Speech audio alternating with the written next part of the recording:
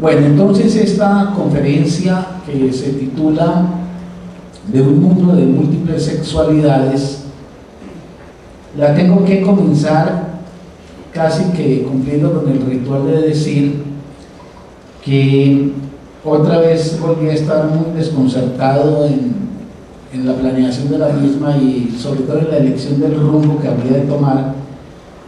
Pues para esta exposición hay dos caminos que se pueden seguir, igualmente válidos e importantes. El primero era seguir un camino que yo llamo fenoménico, tratar de examinar lo que son hoy las sexualidades queer, su significado, su importancia, la proliferación de estas sexualidades diversas, distintas, a partir de mayo del 68, con la emergencia del movimiento de gays y lesbianas. Ese es un camino. Y el segundo camino, el que pudiéramos llamar más clásico, como un análisis estructural que buscara la fundamentación de la sexualidad humana y nos permitiera acometer la respuesta a la pregunta: ¿una sexualidad o muchas sexualidades en materia de humanidad? Yo me incliné por la segunda opción porque pensé que no solamente en el debate del próximo mes podremos plantear algunas cosas en torno a las sexualidades queer, sino que el año entrante, todo el evento del año entrante, la conversación del miércoles, girará sobre un tema que se llama de hombres y mujeres, y ahí con seguridad también tendrá cabida una reflexión sobre estas formas de la identidad sexual que han puesto en cuestión los conceptos mismos de género, por lo menos en las formas clásicas y tradicionales de haber asumido esta noción. Por consecuencia, entonces, yo voy a tratar de desarrollar esta reflexión buscando ofrecer una fundamentación de la sexualidad humana que permita situar en unos términos apropiados el debate entre quienes piensan que hay un patrón único de sexualidad que amerita ser llamado normal y quienes por el contrario pensamos que la sexualidad humana no tiene una normalidad definida desde un patrón que sería medida de los demás y que por el contrario la existencia de diversas sexualidades es lo que acredita la realidad contemporánea en donde las sociedades buscan una expresión diversa de la condición humana, las sociedades democráticas. Bien, también es muy importante, y agradeciéndole, se me pasaba por alto y eso es imperdonable, agradeciéndole a ustedes la asistencia. Hay personas que nos acompañan desde hace ya mucho rato y de verdad eso para mí es muy significativo, y agradeciéndole a mis compañeros y compañeras de la Corporación Estanislao Zuleta y en particular a Óscar Restrepo, con quien mantuve un diálogo sobre este problema muy fructífero para mí. El otro asunto en esta introducción es plantear las relaciones entre la sexualidad y la verdad. Yo creo que clarificar un tema como el de la sexualidad humana, la sexualidad que encarnamos cada uno de los seres humanos para nuestra dicha o nuestra desdicha, hablar de la sexualidad humana, y esto lo digo con todo respeto a sexólogos y a psicólogos, no es un problema del individuo. Ese no es un problema que se resuelve en la intimidad de los individuos. Ese no es un problema únicamente de consultorios. Ese no es un problema donde las personas están libradas a la suerte propia e individual. Yo creo que clarificar el tema de la sexualidad, tratar de dar cuenta de su verdad, es decir, precisar la forma de entender la sexualidad, importa mucho más allá de lo psicológico individual y mucho más allá del dominio meramente epistemológico. Es un asunto también ideológico y político. Es ideológico porque el esclarecimiento de algo y la suerte en la propagación de ese esclarecimiento configura esa suerte de sentido común que llamamos una ideología, que no es otra cosa que una atmósfera de aprobación y autorización para ciertas prácticas y conductas. Un ejemplo al paso: hace 100 años era impensable que una joven que se enamorase de un joven pudiera hacer de su cuerpo un territorio de expresión del amor mediante la sexualidad prenupcial o preconyugal, y eso ideológicamente era considerado reprobable y conducía a quien incurría, digamos, en una práctica a sanciones o por lo menos desacreditaciones sociales. Hoy la confrontación contra una moral punitiva que sancionaba la sexualidad por fuera de la alcoba conyugal hace que el ejercicio de la sexualidad como una práctica extraconyugal no tenga entonces la posibilidad de ser objeto de una desaprobación, una desautorización o una sanción reprobatoria. Por eso yo digo que la discusión sobre la sexualidad es una discusión que incumbe también a las configuraciones ideológicas que van primando en una sociedad, y por esa vía también a las legalidades políticas que se van alcanzando en la sociedad. Yo creo que un debate que realmente permita esclarecer en qué consiste la sexualidad humana le quitaría piso y fundamentación, por lo menos es la esperanza de uno, a quienes, por ejemplo, desde el poder del Estado establecen formas de legalidad que impiden o prohíben la existencia de sexualidades distintas a la sexualidad heterosexual.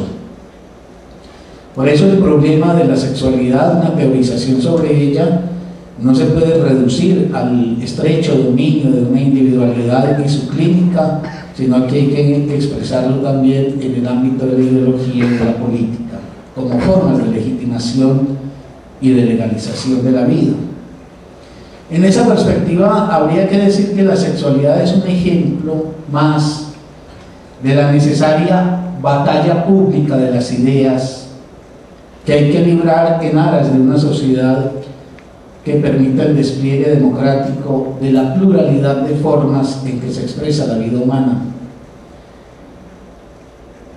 Yo me acojo junto con algunos compañeros y compañeras mías a la posición que sostiene que en esta sociedad tenemos que defender públicamente ciertas ideas en contra de otras ideas, porque de todas maneras el campo de las ideas es un campo en donde los seres humanos, en función de aquellas por las que optan, definen una mayor o menor amplitud en las posibilidades de realización de la vida. Muy bien, dicho esto, entonces voy a tratar de entrar en materia y voy a llevar un desarrollo lo más lógico posible que me permita fundamentar lo que de antemano señalo como la tesis mía, y es que la condición humana es una condición abierta a una pluralidad de posibilidades de ejercicio de la sexualidad, y que no hay una sexualidad patrón, una sexualidad paradigma exclusivo, etcétera, etcétera. El primer punto que yo quisiera evocarles, porque me parece que es crucial en el cabal entendimiento de este asunto, es, recordarles el lugar del inconsciente en el ser humano. En un examen de la sexualidad humana es necesario antes que nada resaltar nuestra condición de sujetos del inconsciente, pues la sexualidad que a uno lo constituye y lo identifica, esa forma de ser con la sexualidad que cada cual de nosotros configura, esa sexualidad tiene su raigambre en lo inconsciente. Y decir lo inconsciente es empezar ya a decir muchas cosas, porque lo inconsciente quiere decir aquello que no se ofrece a la conciencia y a la significación de manera inmediata. Casi que la definición más elemental de inconsciente tendría que ver con qué es lo que está excluido de la conciencia y lo que no se ofrece entonces para una significación evidente. Y sin embargo, lo inconsciente tiene significación, tiene un significado que está cifrado, pero significado finalmente. Es decir, lo inconsciente habla y lo inconsciente marca y pauta en el ser humano, por decirlo así, un lenguaje que viene desde esa otra escena que constituye precisamente la dimensión inconsciente. Ahora, si es posible que lo inconsciente se signifique, es porque lo inconsciente está estructurado en la forma de un lenguaje, y lo inconsciente no tiene que ver con empujes biológicos o con hipotéticos instintos naturales, sino simplemente con una malla y una estructura de significantes en que se ha configurado pues la experiencia humana en el comienzo mismo de la vida. Y finalmente decir sobre lo inconsciente, para tratar de enmarcar allí el tema de la sexualidad, que el inconsciente es lo que insiste y persiste en nosotros, es insistente en el sentido de que hace un efecto de permanencia, de incidencia renovada, y por otro lado es persistente en el sentido de que perdura. Ejemplos así muy elementales como para darle lugar a esta dimensión del inconsciente, que pareciera pues que sobrara que uno ejemplificara, pero me parece que en nuestra época hay una cierta andanada contra todo lo que ha venido siendo la concepción del ser humano, que se ha tejido particularmente desde fines del siglo XIX y que ha encontrado en Freud y posteriormente en Lacan y en Jacques Alain Miller mentores de esa visión. Y toda esta gama de la neurobiología, etcétera, pareciera tender a hacer desaparecer la consideración del sujeto del inconsciente. Entonces pongo ejemplitos muy rápidos y muy elementales que me sirvan simplemente de respaldo a la indicación de que lo inconsciente insiste en nosotros y que lo inconsciente es el terreno en donde anclará, donde anudará nuestra sexualidad, con sus posibilidades y sus imposibilidades, sus realizaciones dichosas o las desdichas que nos pueden asaltar con ella. Del inconsciente, ejemplos, reitero, elementales: la angustia que asalta a alguien, por ejemplo a una mujer, también podría decir a un hombre, por ejemplo a una mujer ante la presencia de una rata. Estanislao Zuleta dice que la rata indica que hay algo que habla a lo inconsciente, la rata como forma viva y como significante rata, al sujeto que se entrega a la angustia, y que no hay absolutamente ningún poder racional o consciente que logre desmontar esa angustia que se apodera del sujeto. Entonces dice Estanislao que es esa mujer voluminosa que ante la presencia de una insignificante ratita se queda paralizada o grita o se sube a la mesa, y que no hay poder de convicción racional que le demuestre que ella es mucho más fuerte, vigorosa y aplastante que la pobre ratica, porque dice Estanislao, y esto no es sino pues una representación de una tesis freudiana, la rata no significa rata estrictamente en el sentido que la conciencia recoge ese animal diminuto, ese animal frágil, ese animal que con una patada se desharía uno de él, sino que la rata significa algo que moviliza en lo inconsciente el efecto precisamente de la angustia. O el ceremonial del obsesivo, ese obsesivo que antes de retirarse, por ejemplo, de la tienda, tiene que volver de manera justa y precisa 3 veces a chequear que efectivamente haya quedado bien cerrada la puerta y el candado bien ajustado. Y si uno le dijese, pero con una simple constatación basta, ¿para qué volver 3 veces? Él diría, mire, yo lo tengo más claro que usted, yo sé que con una simple constatación alcanzaría, el problema es que si no hago las 3, la angustia me corroe.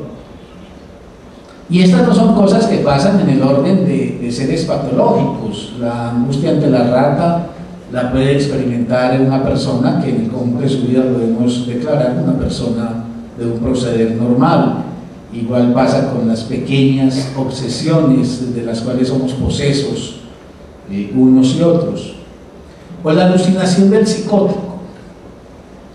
El psicótico ve efectivamente lo que no es posible de constatar por los otros. Cuando el psicótico dice, pero mira ese animal que se desliza por la pared, el psicótico no engaña, el psicótico está viendo. Como a la inversa, en la ceguera histérica, la imposibilidad de ver, aunque no haya ningún daño en el sistema óptico, y sin embargo el sujeto no puede ver lo que los demás ven. En el caso de la alucinación psicótica, es alguien que ve lo que los otros no ven. Todo eso que mostraría que la realidad no es entonces la que marca de manera precisa la percepción que hace el ser humano, sino que entre eso que llamemos así la realidad ofrece y el sujeto hay una mediación que tiene que ver con las operaciones del inconsciente. O finalmente, como un ejemplo a propósito de la existencia del inconsciente y de la insistencia del inconsciente y de la persistencia del inconsciente, porque va a ser esto fundamental en el entendimiento de nuestra sexualidad, un tema seguramente excelso como ninguno para ejemplificar con lo del inconsciente es el amor. Una clásica definición del amor lo señala como un delirio del que está poseído el amante, y es un delirio porque el amante encuentra en un objeto particular unas calidades, unos méritos y unas virtudes que los demás no alcanzan a percibir. Es decir, en los ojos del amante recogen en el mundo unos atributos de alguien que no son sin embargo percibidos en esa misma forma por los demás, y en esa perspectiva la idealización que hace el amante del amado es una idealización que lo hace extraño ante los otros.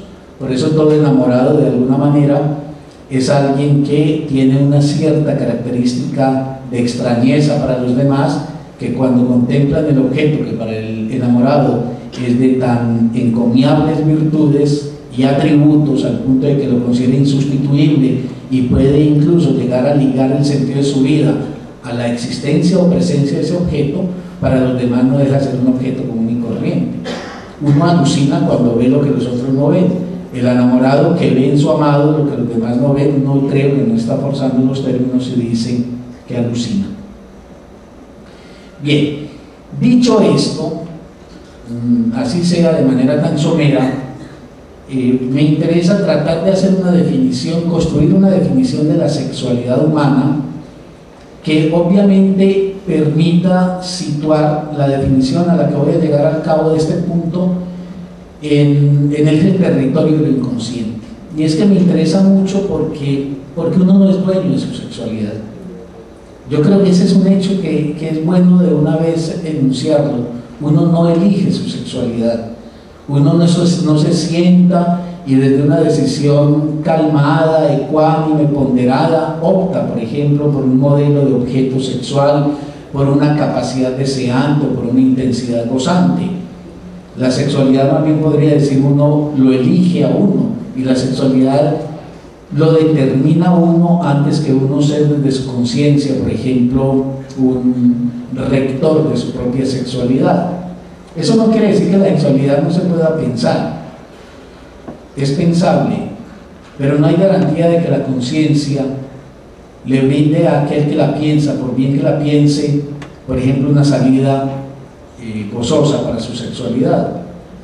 Si se quiere de una manera un poco simplista, podría uno decir, el freudiano más freudiano, el lacaniano más lacaniano, puede sin embargo arrastrar consigo, por ejemplo, las desdichas de una sexualidad de impotente o de eyaculador precoz, sin que la conciencia y la reflexión teórica que tenga toque resortes que logren modificar, por ejemplo, su situación.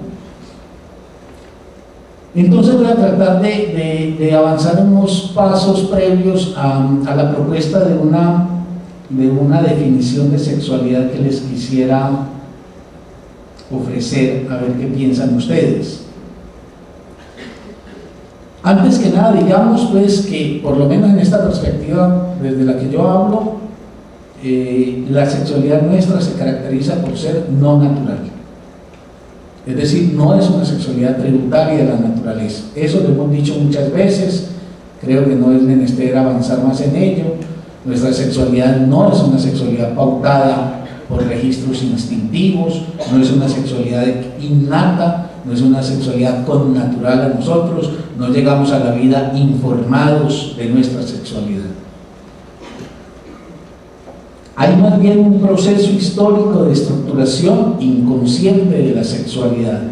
Nuestra sexualidad, por eso no se puede modificar conscientemente ni a voluntad del sujeto, porque es una sexualidad que resulta de procesos que escapan incluso a la intencionalidad de aquellos otros que están en el entorno del sujeto en sus primeros años y que con su presencia, sus actos o sus omisiones terminan produciendo ese efecto de la sexualidad singular que encarnará ese sujeto.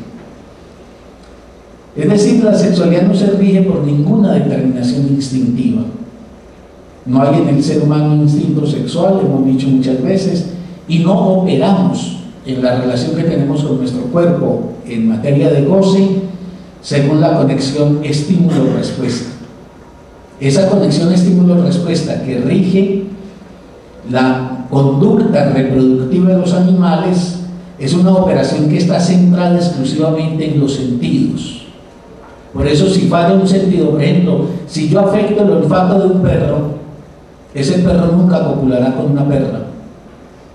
Es que cuando se habla de la conducta animal, yo en esto quizás soy muy reiterativo, pero a mí me importa mucho rescatar la especificidad de lo humano sin demeritar la maravilla de la vida animal, pero sí marcando las diferencias ostensibles de la existencia de ambas formas de la vida.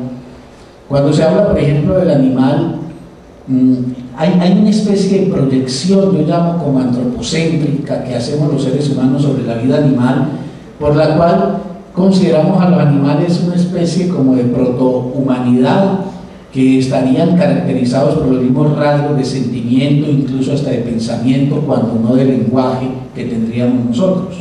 Entonces se habla, por ejemplo, del instinto materno que tendría, por ejemplo, una coneja por sus conejitos. Término que en ambas direcciones, tanto en lo que concierne con los seres humanos, es un error.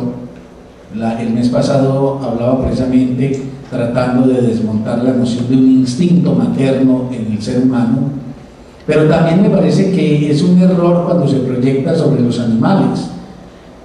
Si yo, por ejemplo, le afecto el oído a la coneja se devora sus crías, porque la coneja reacciona protegiendo la cría es a partir del hecho de un chillido específico del conejo que activa en ella una respuesta precisa que tiene que ver con el amparo o con la protección.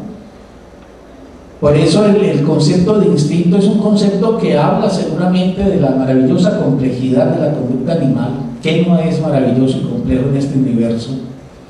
Pero yo digo que la manera de posicionarnos en este mundo, y quizás de forma más respetuosa con la vida animal, es entendiendo que ellos no son una especie de protohumanidad, ni nosotros somos una especie de macroanimalidad, sino que somos una forma viva que obedecemos a las leyes de las formas vivas, pero que por una enigmática, y digo enigmática porque no hay posibilidad de clarificación, por lo menos hasta el presente, por una enigmática situación, ingresamos a un lugar como es el lenguaje, que produce unos efectos de trastornamiento total con respecto al funcionamiento de la vida orgánica.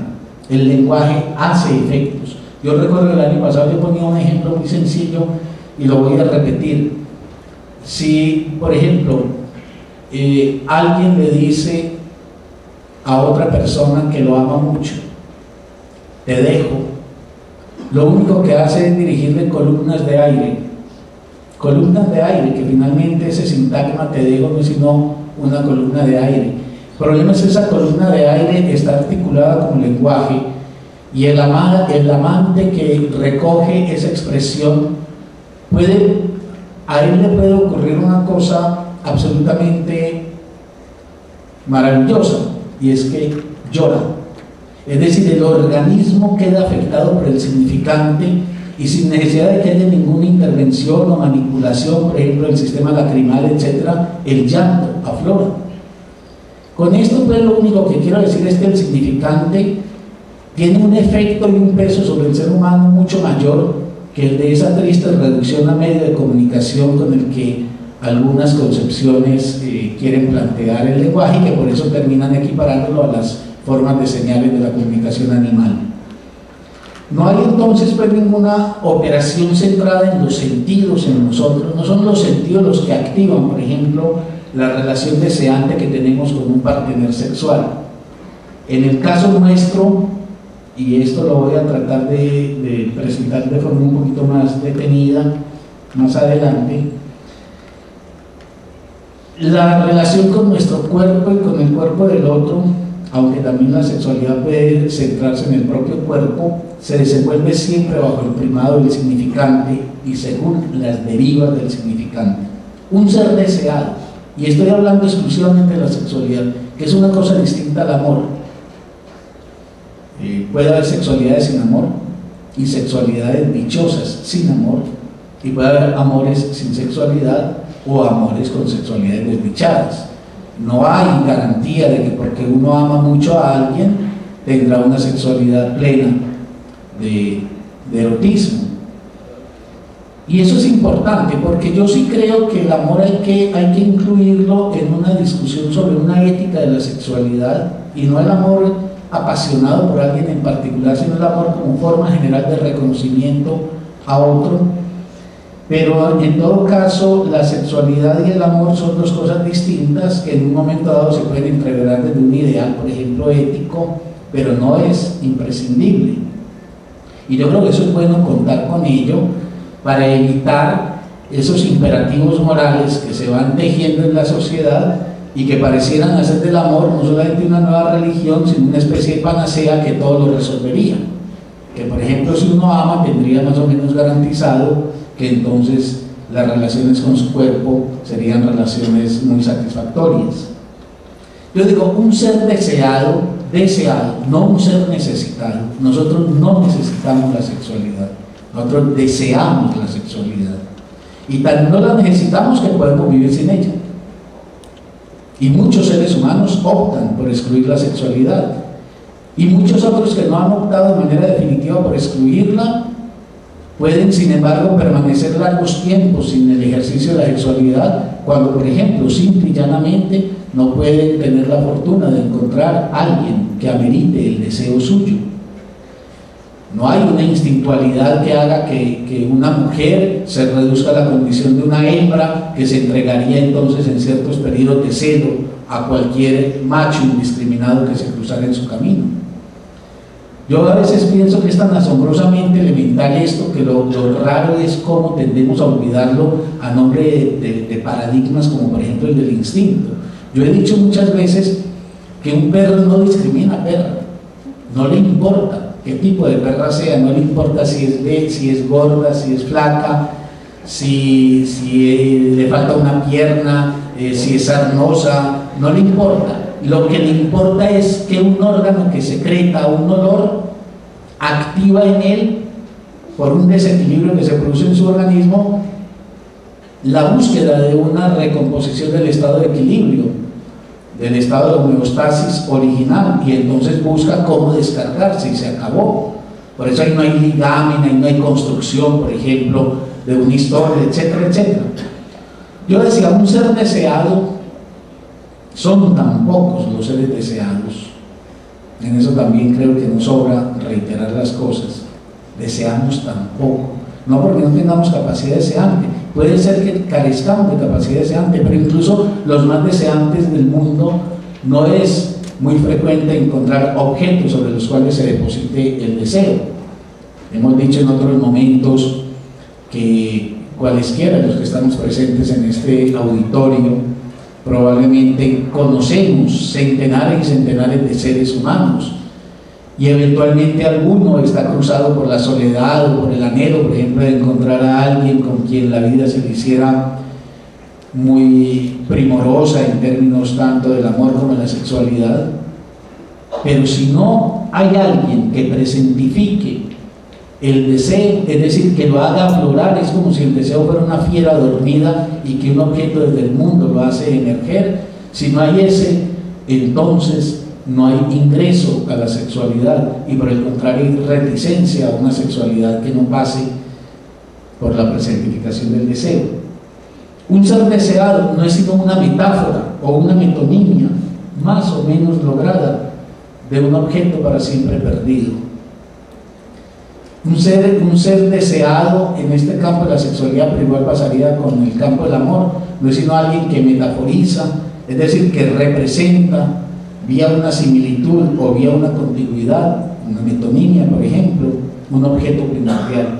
Y lo que es más o menos el logro de esa metáfora, así como en la poesía hay poetas que consiguen metáforas justas y nos desatan una gran emoción, cuando en el mundo encontramos personificado en alguien un objeto, digamos lo que ese alguien que encontramos en el mundo evoca un objeto primordial, la justeza o la precisión de esa evocación es lo que intensifica el sentimiento que nos puede producir ese ser. Por ejemplo, de mucho deseo o de poco deseo, de mucho amor o de poco amor.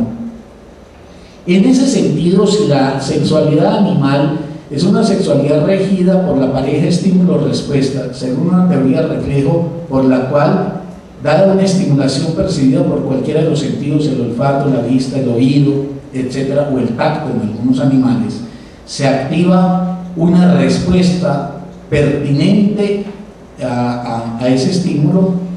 En el ser humano me parece que la estructura de la sexualidad es completamente distinta y por lo menos está constituida por 4 términos que son términos emparejados, términos que se constituyen según 2 parejas.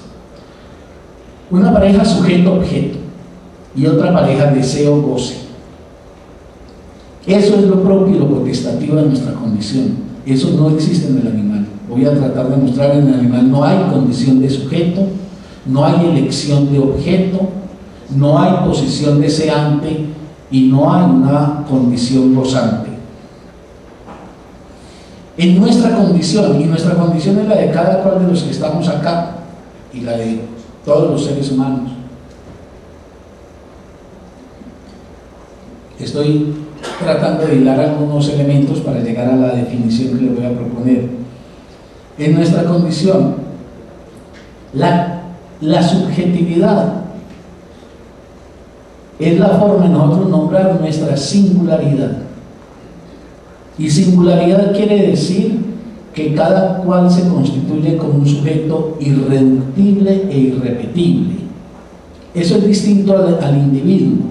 En la individualidad nos podemos parecer, nos podemos asemejar, podemos hacer masa dúo, podemos hacer masas de las grandes colectividades, pero la subjetividad es ese núcleo irreductible de singularidad que tenemos los seres humanos. Y esto va a ser decisivo, por ejemplo, en la elección de los objetos. Uno elige un objeto desde su singularidad, es decir, la singularidad es la que reclama en cierta manera o detecta en el mundo la aparición en forma de persona de alguien que presentifica para uno y evoca para uno un objeto fundamental para su dicha.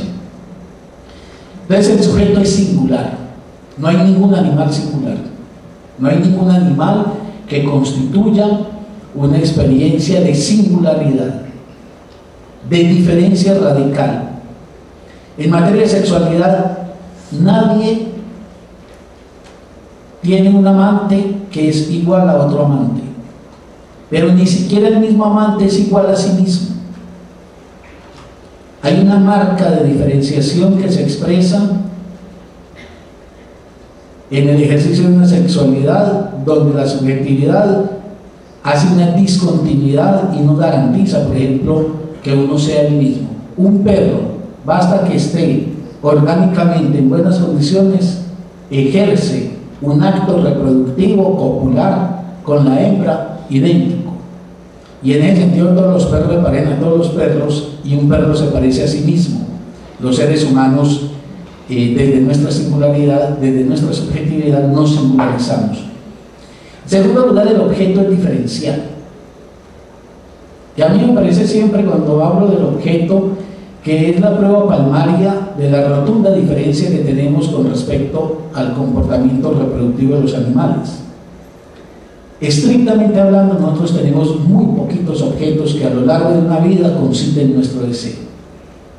Porque es que el objeto, es decir, alguna vez yo aquí lo decía en esta expresión, hay muchas mujeres en el mundo, muy pocos objetos para el deseo de un hombre, si estoy hablando de un heterosexual.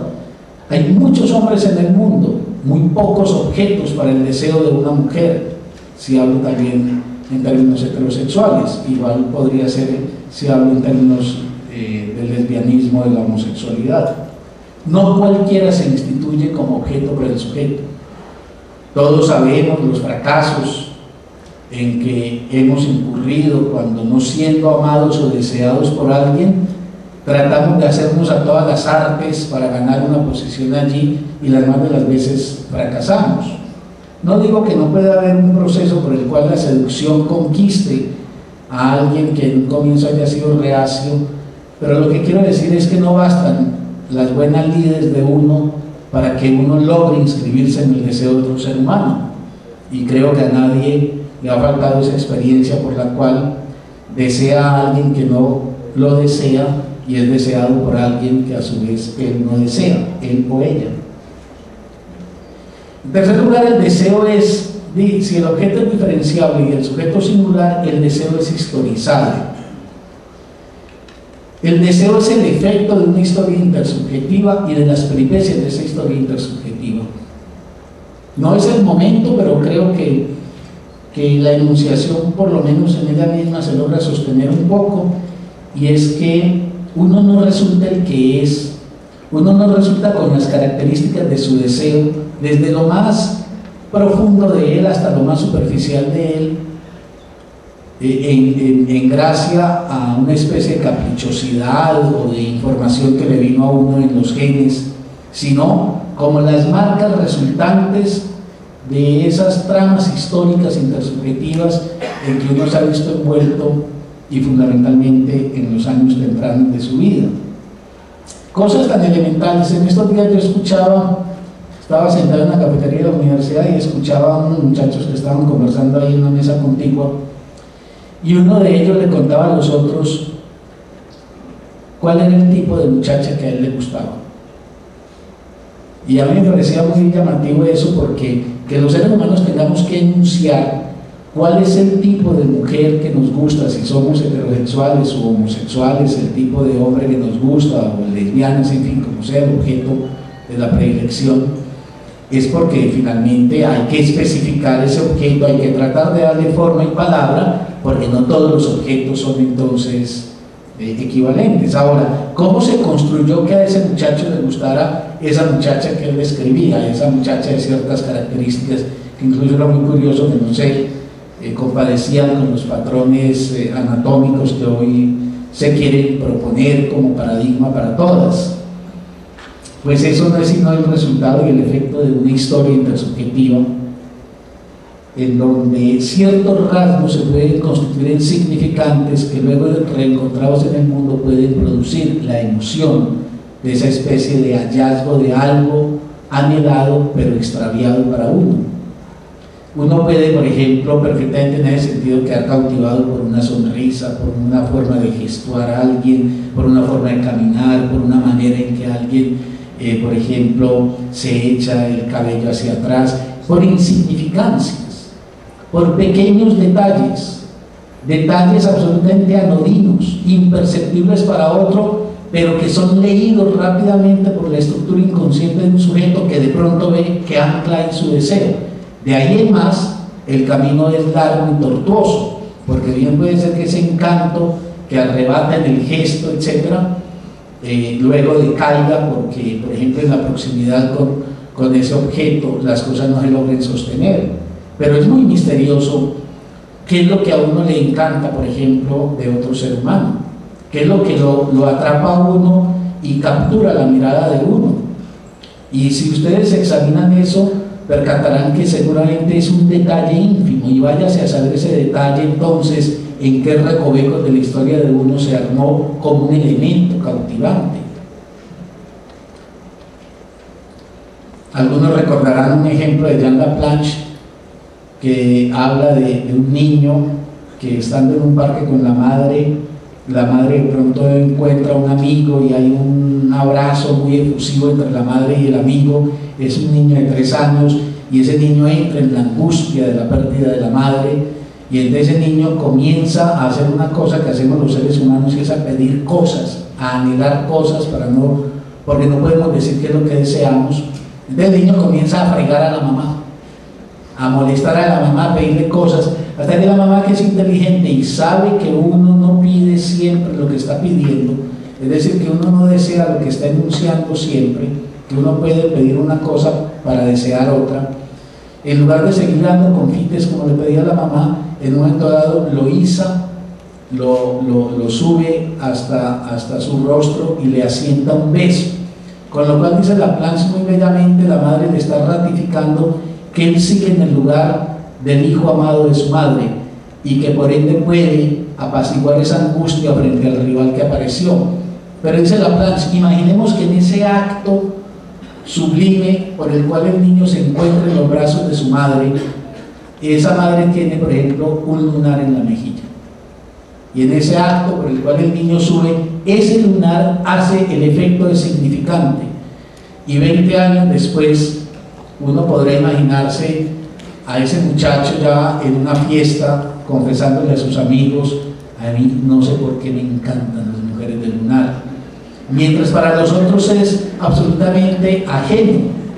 Pero igual puedo decir, por ejemplo, que si ese niño del caso de Laplanche tiene, por ejemplo, un hermanito, la trama de la historia del hijo de este pequeño no es la misma de la de su hermano, más allá de que se desenvuelvan ambos en el mismo contexto familiar, bajo las mismas perspectivas educativas y morales, etcétera, etcétera.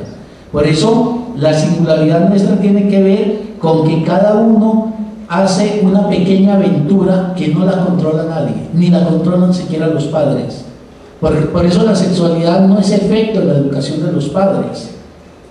Esa madre que hizo a ese niño en ese momento, lo único que quería era calmarlo, porque hizo una lectura por la cual percibió que esa angustia tenía que ver con la presencia del otro que aparece ante el niño como un rival. La madre lo apacigua, pero esa madre no tiene el control de que ese significante lunar puede marcar luego la elección, por ejemplo, física de un objeto que le pueda parecer encantador.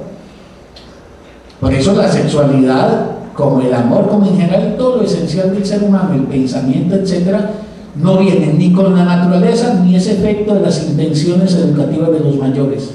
Y hay una aleatoriedad y una azarosidad en eso impresionante. Yo a veces pienso que lo impresionante de nuestra vida y de la maravilla de vivir es probablemente lo absolutamente azaroso de nuestra presencia y de nuestra configuración como seres. Y finalmente, el goce del ser humano en ese cuaderno que plantea el sujeto singular, el objeto diferenciable, el deseo historizado, y el goce legislado. El goce es el fruto de un empuje al exceso, pero un empuje encausado. Gozamos, no nos satisfacemos simplemente. La sexualidad es una promesa de goce, una promesa a veces fallida, resuelta. Ahí se juegan las singularidades de los sujetos, pero es siempre una promesa de goces muy intensos, extáticos, o de goces fracasados. Incluso con el amor es muy claro eso, porque que el ser humano está cruzado por el significante en la atracción que le suscita a otro ser humano, siempre lo demuestra, que no es lo mismo besar a un ser amado que a un ser no amado. Si las cosas fueran como a veces popularmente se cree, que la sexualidad es una especie de puesta en marcha a partir de unos estímulos específicos, pues entonces cosas tan abominables como la violación o los atropellos al cuerpo de otro declinarían inmediatamente entonces lo horrible a nombre de la estimulación que desataría el fervor, por ejemplo, corporal. Pero hemos dicho que no es lo mismo, por ejemplo, besar a un hombre que se ama, por ejemplo, una mujer besar a un hombre amado, por poco apuesto que sea ese hombre, pero que esté investido de amor por ella, que besar, por ejemplo, a alguien no deseado. Y la intensidad del goce difiere.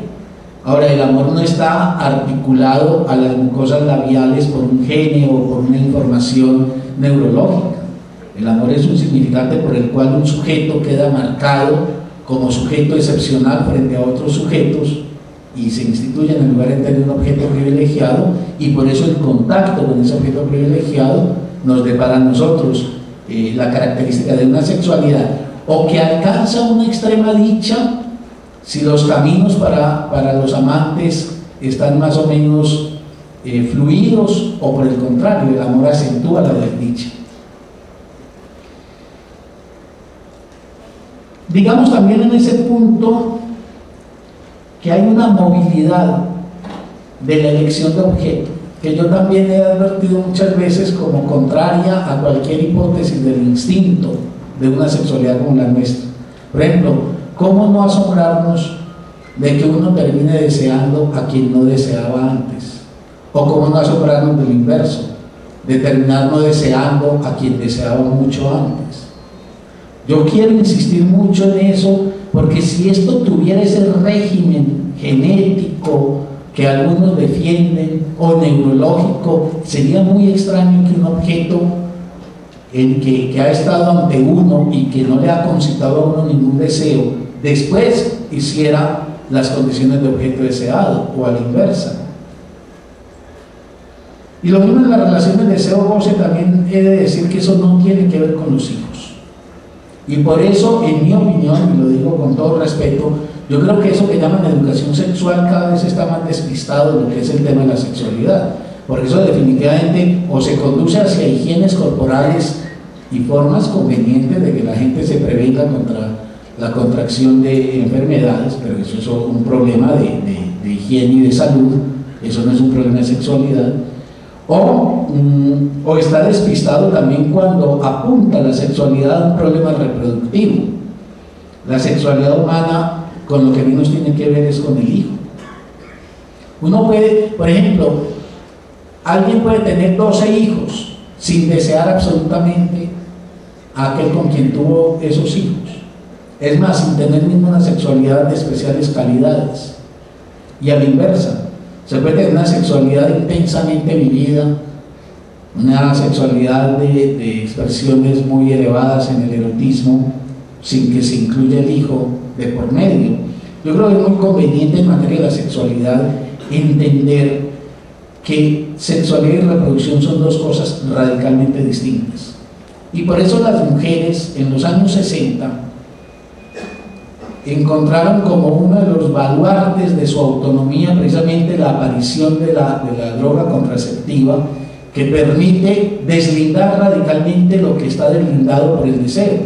Uno puede desear un hijo y uno puede desear una sexualidad con un ser que ama, a efecto de la cual sexualidad derive un hijo, pero esa no es la lógica que rige en general la sexualidad humana. La inmensa mayoría de las prácticas sexuales humanas descartan la sexualidad, y al contrario, la sexualidad aparece como la reproducción, queda descartada y aparece más bien como una entrometida en una fiesta a la que no estaba llamada.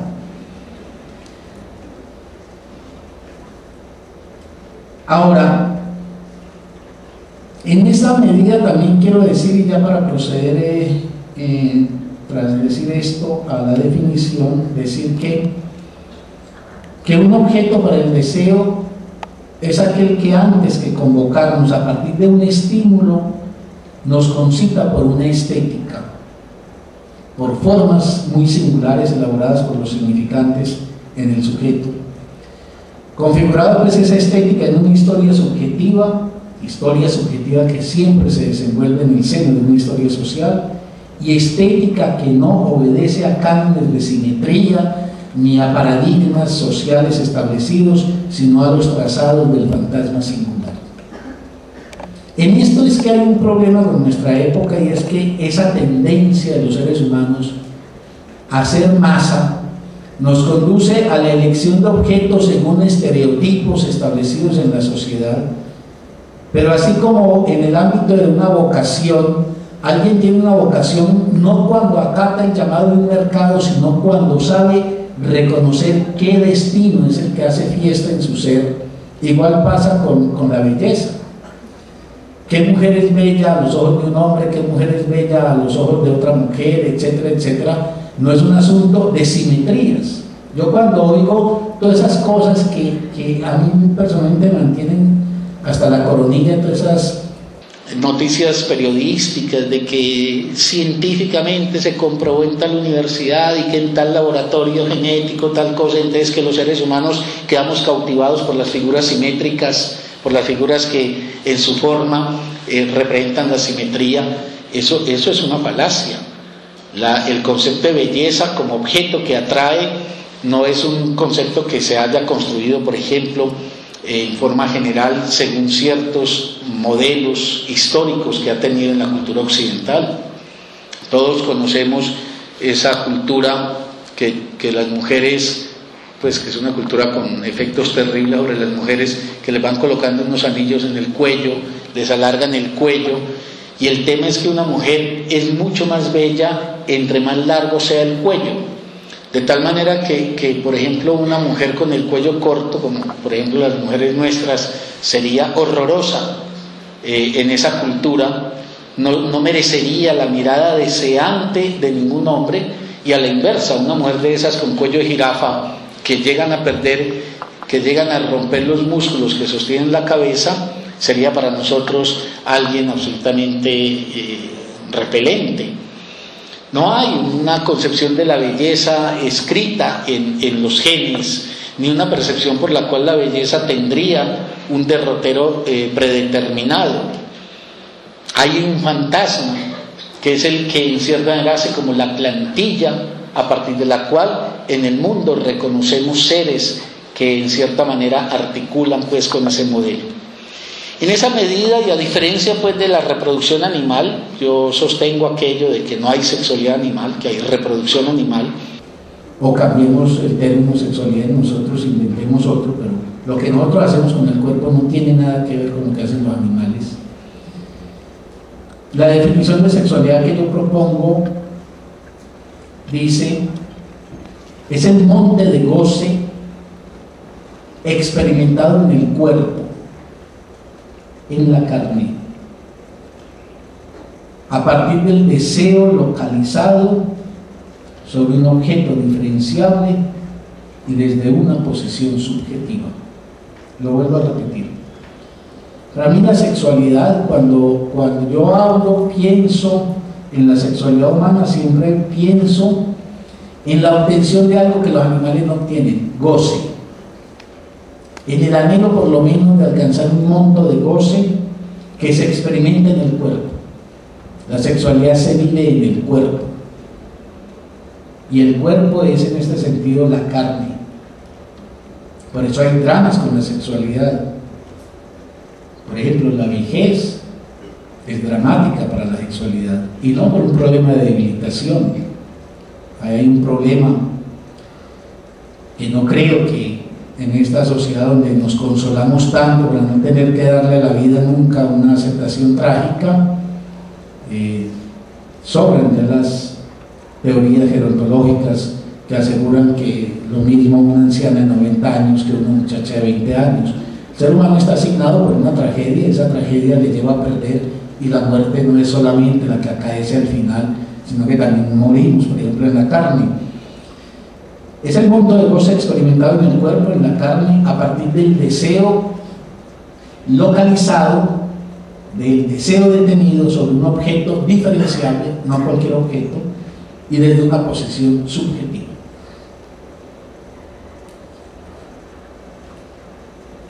Ahora, dicho todo lo anterior,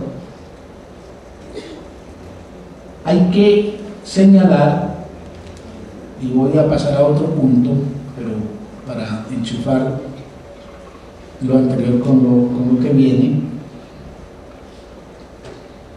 hay que señalar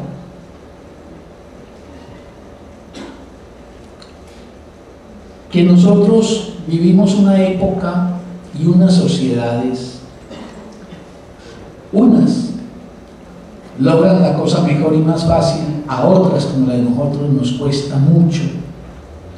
Pero hemos venido en los tiempos que vivimos pasando de sociedades uniformantes a sociedades diversificantes. Por ejemplo, las sociedades premodernas eran sociedades que le estipulaban a los seres humanos formas cuasi únicas de cómo ser en todos los campos de la vida. Eran sociedades en donde la condición humana tenía que cobrar una forma precisa, una forma idéntica a las formas de los otros, y no era aceptable, por ejemplo, eso que hoy llamamos nosotros la diversidad. La gente se vestía idéntico, las diferencias podrían ser de clase, pero en las clases la gente se vestía idéntico, etcétera, etcétera. Hoy estamos asistiendo a una eclosión de expresiones humanas. Hoy no hay un lineamiento que uniforme. Por ejemplo, en los trajes hay una especie de búsqueda de expresiones de singularidad en la forma en que alguien se viste. La juventud diseña, concibe, inventa modalidades de expresión corporal ante el otro a través del vestido propias. Y hoy podemos encontrar el espectáculo de muchas maneras de la gente vestirse. Hoy no estamos, por ejemplo, ante el hecho de un patrón único para que la gente se vista y se presente ante los demás. Pero igual pasa con las estéticas corporales. Hoy basta con mirar la forma en que la juventud, pero también en general todo el mundo, creo que se acentúa mucho en la juventud, por ejemplo, hace los diseños de su cuerpo desde las formas, por ejemplo, en que se peina, las formas en que trata de marcar en su cuerpo una estética propia, etc. Pero hoy estamos ante sociedades que diversifican también las estéticas corporales, sociedades que diversifican los gustos culinarios, que tienen elecciones muy distintas en materia arquitectónica, en opciones musicales, en ideas. Todo eso lo valoramos y todo eso lo exaltamos.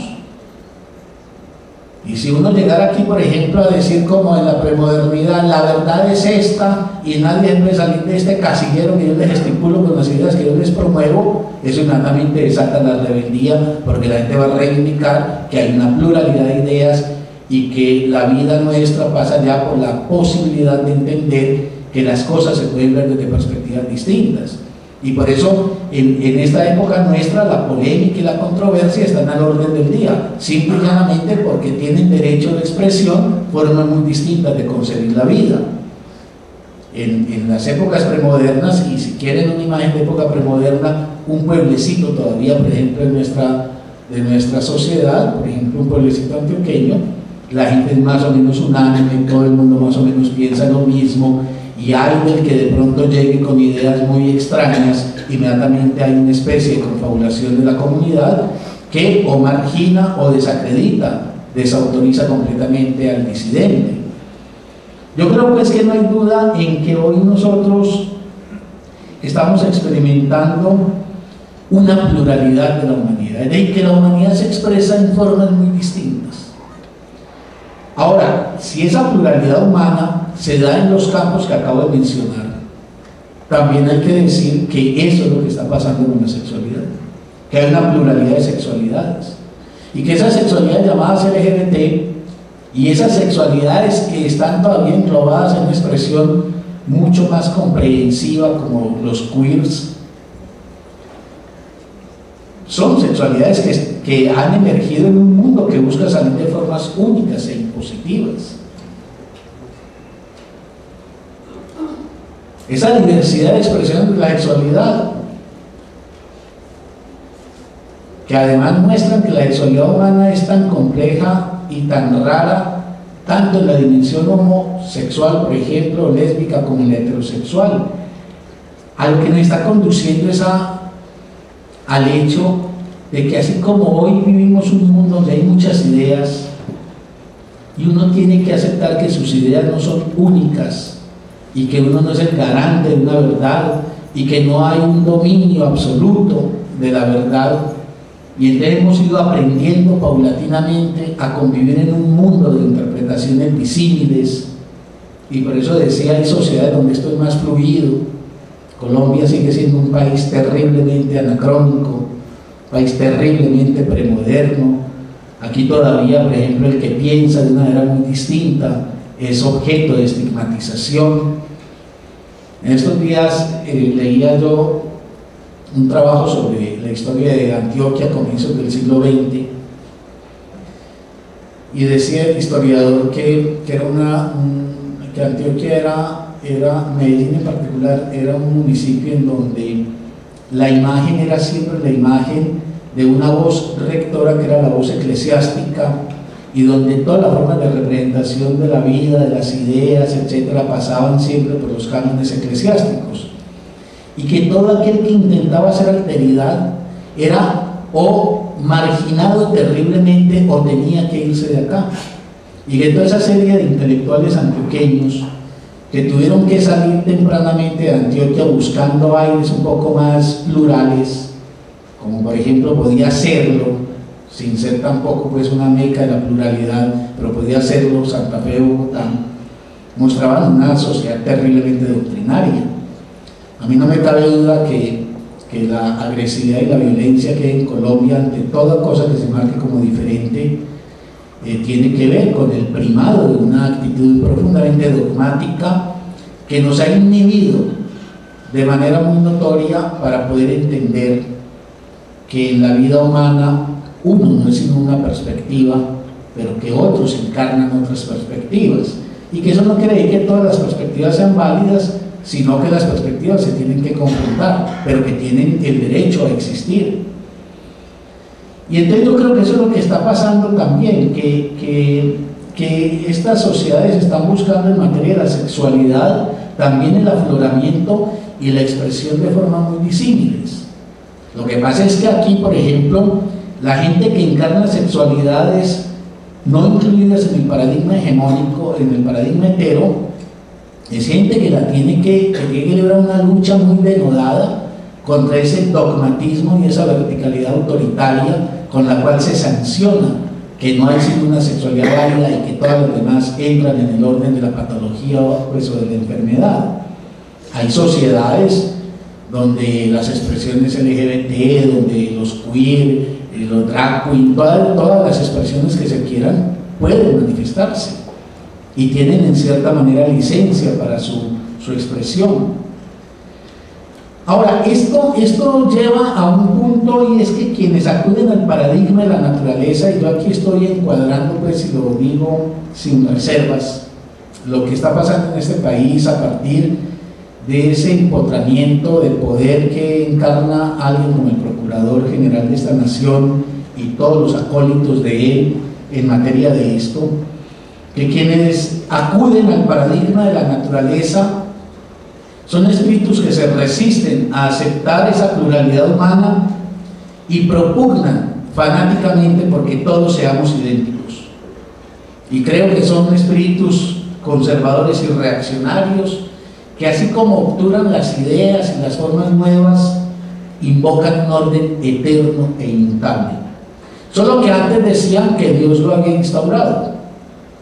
Entonces ahora, como Dios no tiene tanto crédito entre todo el mundo, entonces ahora invocan la naturaleza.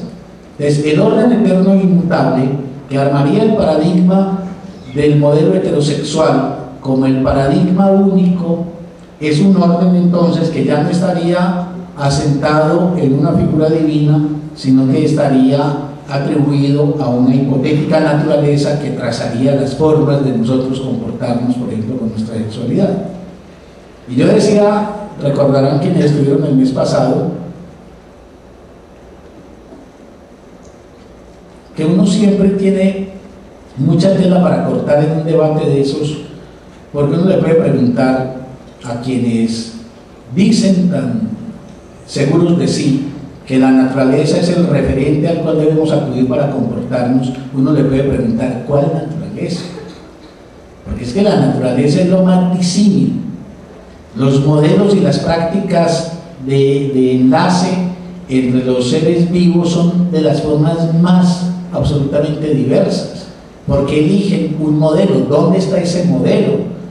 ¿Dónde está el modelo animal que junta un macho, una hembra y una descendencia y lo mantiene bajo la forma monogámica y eterna? ¿Dónde está? Y si estuviese, que no creo que lo encuentren fácil, ¿por qué entonces no los otros millones? Hay 8.000 y pico de millones de especies en este planeta.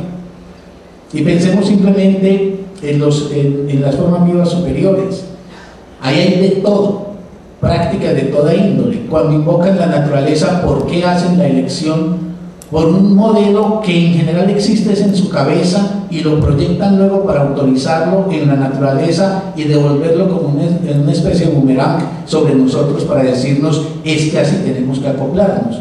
En el fondo lo que se defiende es un paradigma de vieja data, de orden cristiano, que estipula en ese embate del cristianismo contra el goce que siempre tuvo, que estipula que las únicas relaciones permisivas son las heterosexuales con destino a la reproducción y bajo formas monogámicas y ojalá en el enlace conyugal. Antes decían pues estos espíritus que Dios era el que instauraba ese orden eterno, ahora ya nos hablan de la naturaleza. Y si antes la anomalía, es decir, salirse del patrón normal, lo llamaban pecado, porque era un ir contra Dios, ahora ya no lo llaman pecado sino enfermedad y nos dicen que es ir contra natura. Y en ese sentido, ya sea por la vida de Dios o por la vida de la naturaleza, quienes invocan un modelo eterno e inmutable no hacen sino implementar un mecanismo de normalización que instaura como norma un proceder y que acuden a ese proceder a nombre de que es mayoritario y que estipula como lo que pudiéramos llamar una especie de actitud promedio del grueso de la población. Pero no hemos de olvidar una cosa: nosotros vivimos una sociedad que no solamente hay una pluralidad, sino que las democracias, no es el caso de Colombia, porque Colombia es un país caricaturesco con la democracia que tiene, y por eso es tan costosa, tan onerosa. Cualquier lucha por la democracia en este país cuesta tantas vidas. Pero digamos que allí donde la democracia consigue más o menos instalarse, no es solamente la diversidad humana la que tiene derecho a manifestarse, sino el respeto fundamental a las expresiones minoritarias. Es que ser minoría no hace indigno a nadie, y ser minoría no resta en nadie el honor, por ejemplo, de hacer una experiencia humana. Ahora, yo sé que si uno habla de la pluralidad de las sexualidades humanas, de tantas formas de las sexualidades humanas, por ejemplo, alguien hoy, como hablaba con una persona en estos días, se viste de mujer, goza de representarse como género en tanto mujer, pero al mismo tiempo quiere sostener un órgano viril. Y me decía: y yo encuentro seres cuyo deseo sexual articula conmigo en tanto yo me presento como mujer, y al desnudarme, en lugar de aparecer a los ojos de una vagina, aparece un órgano viril. Y ahí se puede instalar una sexualidad gozosa. Y yo puedo empezar a jugar con múltiples formas que hoy los seres humanos instauran en esa búsqueda de que su cuerpo sea uno de los dominios de ese poco de felicidad que nos es posible alcanzar en la vida. Y podría ser amplísimo el abanico. La lista es en este momento muy amplia de modalidades, de facetas, de elecciones de objeto, de formas de finalidad sexual, de zonas erógenas puestas en juego, etc. Y entonces alguien podría preocuparse y decir: bueno, y entonces esa pluralidad, ¿dónde tiene un corte, un límite, o no va más? Porque allí irrumpiría algo del orden de lo degradante. ¿Qué es lo degradante? Y entonces, claro, yo anticipo y digo, la pluralidad humana, que en mi opinión hay que defender y sostener, sí debe tener un límite y una restricción, pero ese límite y esa restricción están esencialmente en el orden de lo ético y de lo político, advirtiendo que lo ético y lo político, de lo que voy a hablar a continuación, a efecto de este tema de la sexualidad, deben ser siempre objeto de una revisión posible. La sexualidad humana debe inscribirse siempre en una moral, en una ética y en una política, que le den lugar al otro y a sí mismo según un vínculo que depare un trato con consideración. Cuando digo consideración, digo un trato con respeto, con cortesía, con deferencia, con atención al otro y a sí mismo. Es decir, un vínculo que trate a los vinculados como personas investidas de dignidad, seres de méritos y de merecimientos. Y por eso, en mi opinión, pero esta es una perspectiva, enseñado a advertir que la perspectiva está contradicha y que no hay cómo refutar esa contradicción. Por lo menos desde donde yo, por ejemplo, me planteo cómo dirimir qué sexualidades se legitiman y qué sexualidades no se legitiman. Yo digo, toda sexualidad que acredite una moral y se inscriba dentro de unos términos en donde el respeto y la dignidad propia y del semejante están en juego, es una sexualidad que tiene pleno derecho a su ejercicio y que no puede ser desautorizada, acosada o peor, destruida.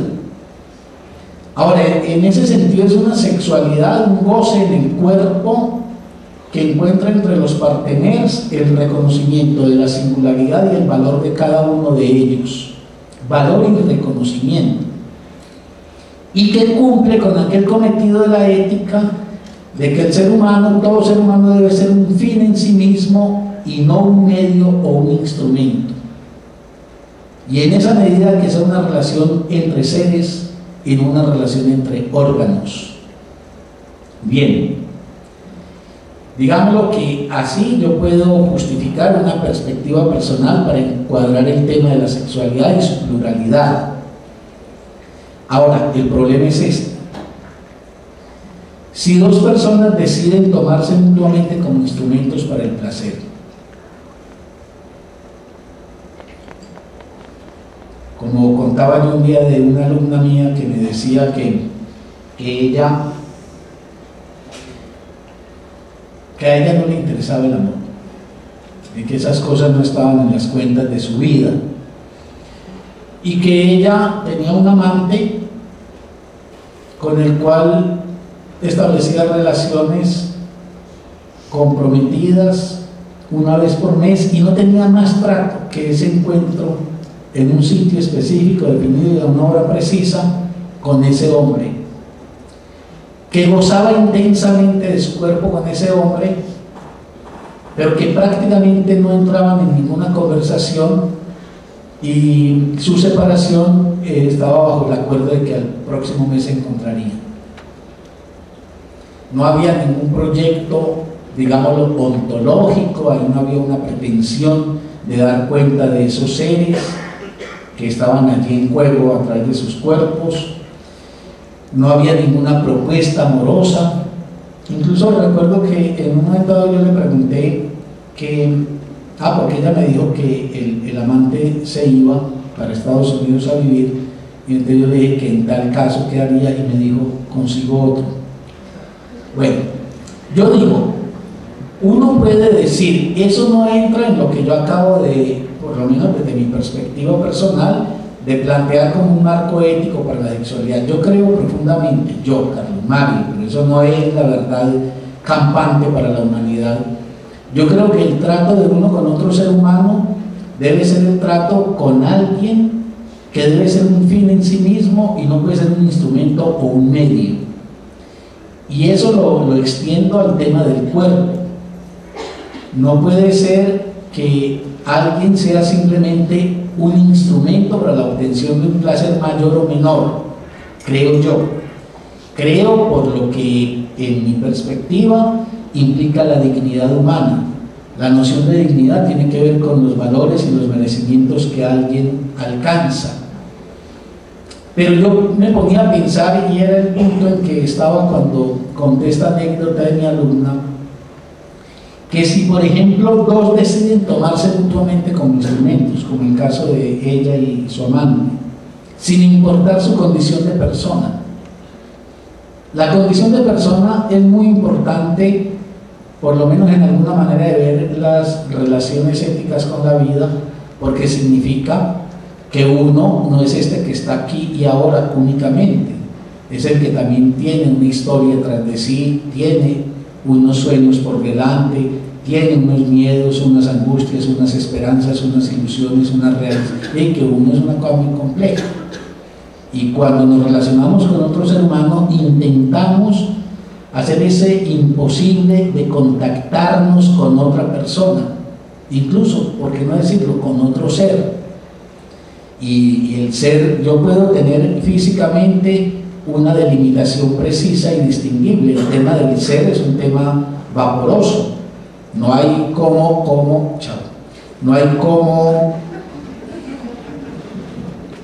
delimitarlo. No, tranquilo. No te preocupes. Ahora, yo lo que digo con este ejemplo es como un poquito para complicar mi propio planteamiento y quizás ratificar que hoy somos tan disímiles, que si en esos seres hay consentimiento mutuo y no existe conminación ni engaño entre ellos,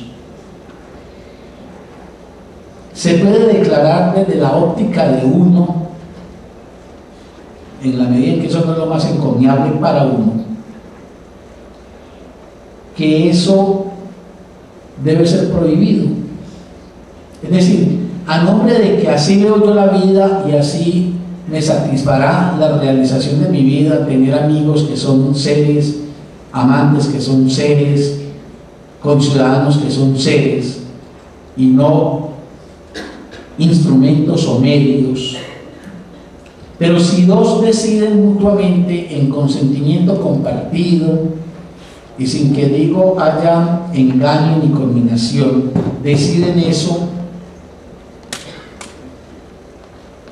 está uno autorizado, por ejemplo, para implementar una prohibición, o a nombre de una moral específica declarar, por ejemplo, patológica esa actitud, o por el contrario, a uno no le quedaría sino el esfuerzo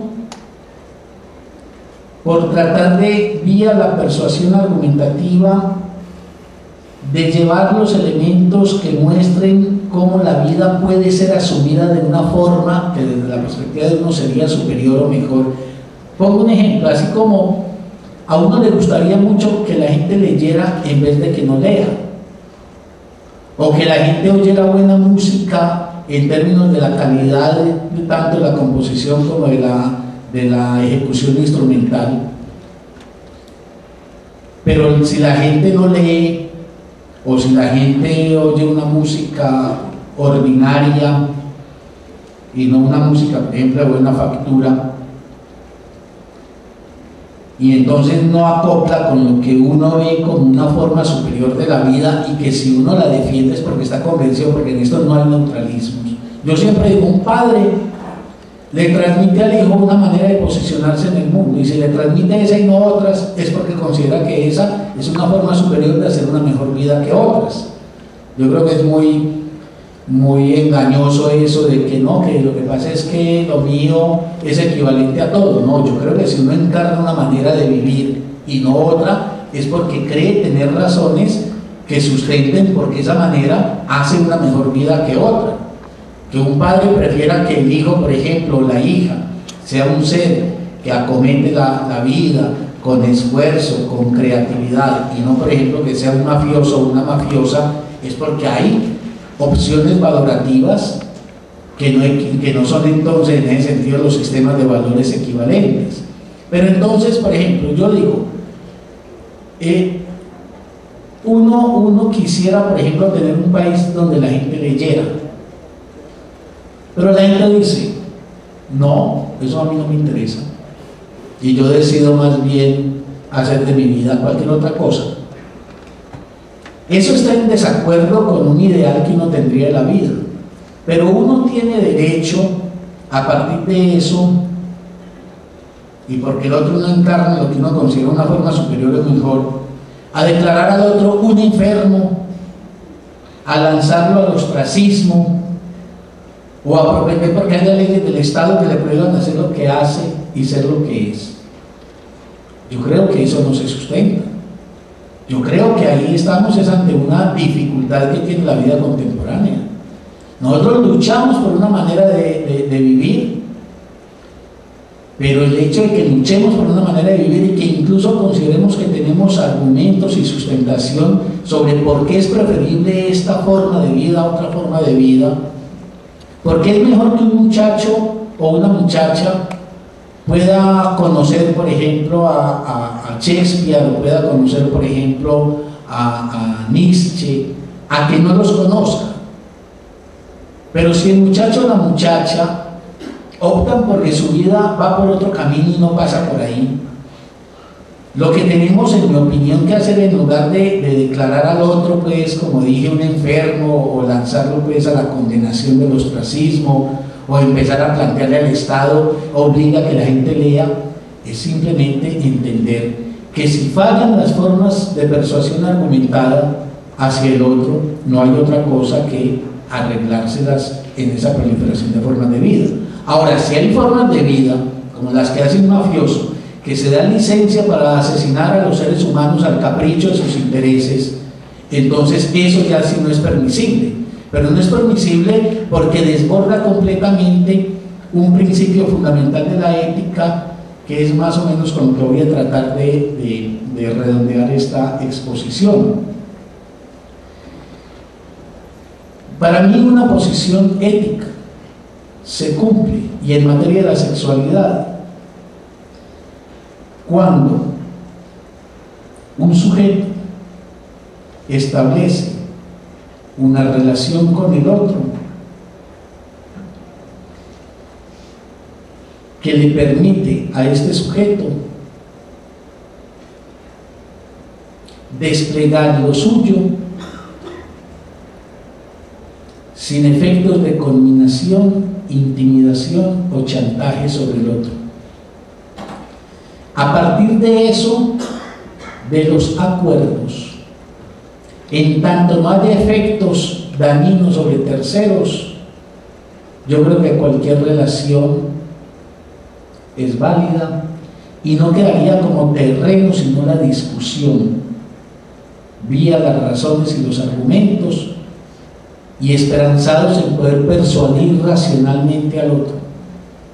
Lo otro, intervenir desde morales sancionatorias, y peor, acudir a formas del Estado que mediante legalidades específicas conminaran a los seres humanos, creo que sería un retroceso muy grave.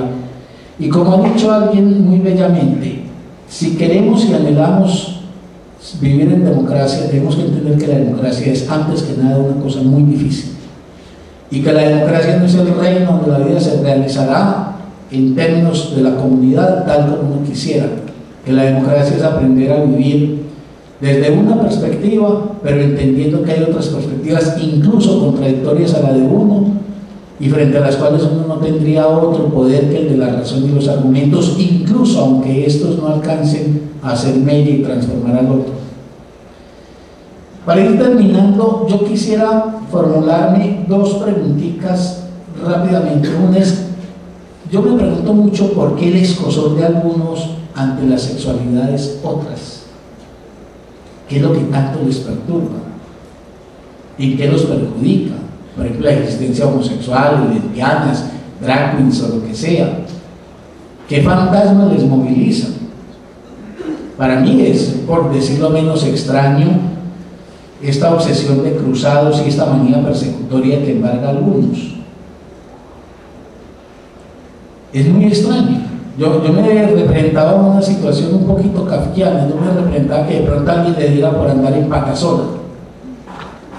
Y entonces, claro, nos parecería rarísimo. Pero yo no creo que se monten organizaciones que empiecen a perseguirlos, ni procuradores que los declaren enfermos y buscando que el Estado legisle para coartarlos. ¿Qué es lo que tiene la sexualidad? Que cuando aparece alguien que encarna una sexualidad distinta a la hetero, parece alborotar el espíritu de algunos y producirles tanto escozor. ¿Por qué se preocupan tanto? Yo les pregunto con toda honradez, ¿qué problema hay que haya homosexuales?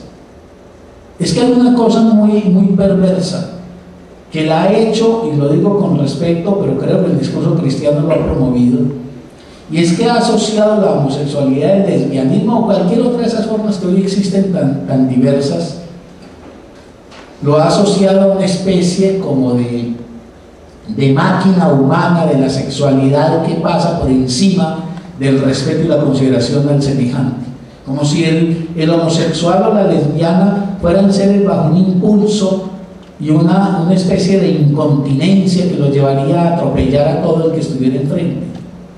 Y yo creo que basta una mirada mesurada para uno desmontar inmediatamente esa falacia. Todos tenemos amigos homosexuales, amigas lesbianas, y esos amigos homosexuales y esas amigas lesbianas proceden en la vida con el respeto, con el decoro y con las formas, llamémoslas así, del trato civilizado y considerado equivalente también a otros amigos o amigas heterosexuales. Es que el hecho de ser homo no implica una postura que, por ejemplo, desborde la valoración y el respeto debido a los semejantes. Entonces yo digo, ¿en qué me mella a mí la vida? Imaginando que yo sea heterosexual, que haya homosexuales o que haya lesbianas, ¿dónde está el alboroto? ¿Qué es lo que les produce tanto escozor? Porque a mí la verdad es que me parece eso muy sospechoso. Yo a veces digo, ¿será que les desatan unos fantasmas de semejanza que tienen bajo una represión tan grande que así como uno no odia más a nadie que aquel que se parece a lo que uno no idealiza de sí mismo, pareciera ser que algunos de estos seres están tan intranquilos con que alguien les evoque algo que probablemente, no sé si es psicoanálisis silvestre, pero habitaría en lo más hondo de ellos, porque lo otro yo no le encuentro posibilidades de argumentación. Yo vuelvo a la imagen. ¿Qué hace de malo un drag queen? Una drag queen, ¿qué? Exacerba los rasgos de la feminidad, hace teatro y hace performance con eso y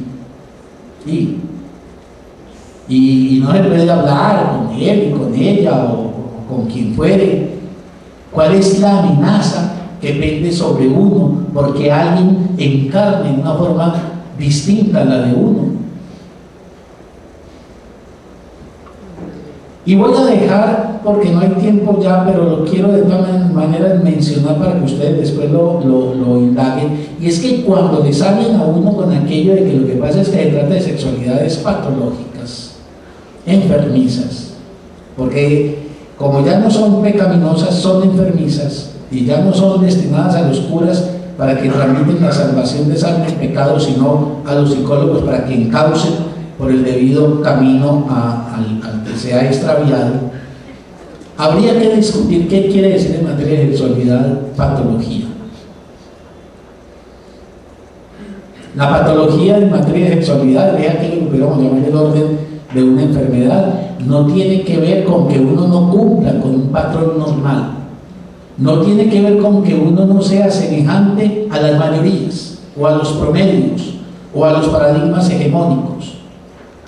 Yo en esto creo que vale la pena volver a invocar a Freud cuando Freud dice: uno psíquicamente está enfermo cuando la inhibición, el síntoma o la angustia le impiden hacer la vida que uno quisiera.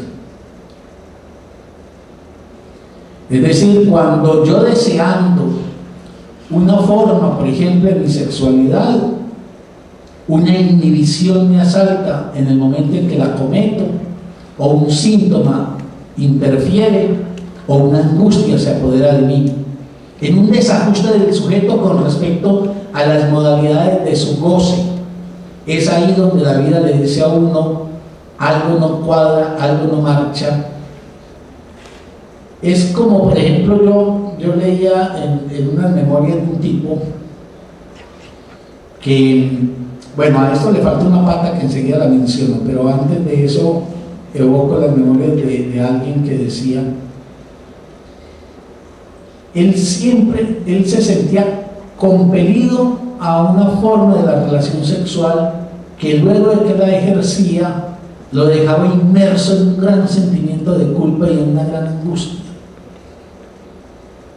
Por el contrario, su partener ejercía la misma relación sexual, pero se ratificaba a posteriori de ella como alguien dichoso.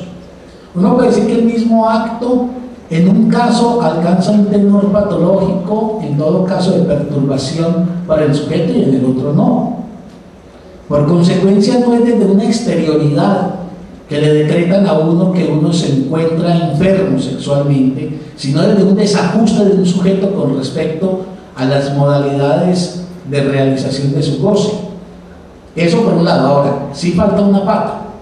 La pata tiene que ver respecto del otro, no violentarlo, ni en su deseo, ni en su decisión, ni en su voluntad. Es decir, no intervenir abruptamente sobre la integridad física o moral del otro. Yo creo que cuando una sexualidad atropella al otro, incluso aunque el sujeto no incurriera, por ejemplo, en un sentimiento de culpa, es una sexualidad que hay que ponerle coto y límite. Y ese es el caso, por ejemplo, del violador. El violador, ¿qué es lo que hace? Interviene sobre un cuerpo sin consentimiento de la persona, sin que entre en juego la voluntad o la decisión libre del otro. Entonces, lo que existe es una culminación física que además atropella la moral del otro. Y ese violador se puede ir tranquilo. Ese violador puede ser un canalla que simplemente se retira, y si no hubo policía que lo observara, él se va tranquilo y duerme esa noche tranquilamente. Pero ahí sí habría que decir que es una sexualidad que tendría que ser intervenida, porque no cualquier modalidad es factible de que se sostenga. Pero si dos individuos ejercen una sexualidad que es la más rara del mundo, que no tiene que ver con las formas dominantes de la sexualidad, y esa sexualidad les gratifica, y esa sexualidad no pasa por la desconsideración de ninguno de los dos, yo me pregunto, ¿a nombre de qué y bajo qué criterio alguien declara esa sexualidad censurable desde un patrón moral único, o peor, una sexualidad patológica? Yo creo que el carácter plástico, versátil, polimorfo de la sexualidad humana, esta cosa que así como las ideas, como los gustos, como las formas del vestuario, nos abre a expresiones tan disímiles, reclama unas condiciones políticas, democráticas, que respeten y afinen y afiancen mejor esa pluralidad, y unos marcos éticos que autoricen su diversidad. Yo creo que ese discurso totalitario de algunos lo que quiere negar es que el ser humano se concreta en múltiples formas de humanidad, incluidas en el cuerpo, esas múltiples formas, y en el goce, sin que por principio ninguna forma pueda autoproclamarse superior. Por eso yo decía al comienzo de esta charla, esto hace parte de la batalla de las ideas. En mi opinión hay que batallar, porque así como luchamos porque en una sociedad no maten a la gente porque piensa distinto, no maten a la gente porque es comunista, no maten a la gente porque es derechista, que nos respetemos los pronunciamientos y el pensamiento que queramos tener y ofrecerle al semejante, igual creo yo que debe acaecer en materia de la sexualidad.